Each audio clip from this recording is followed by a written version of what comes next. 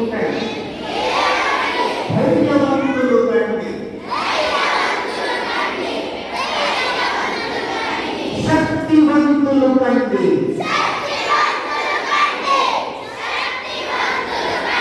సమస్త బాధ్యతను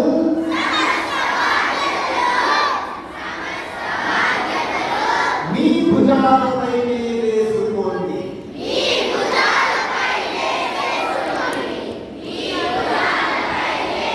సమస్త బాధ్యతను మీ భుజాలపైనే వేసుకోండి.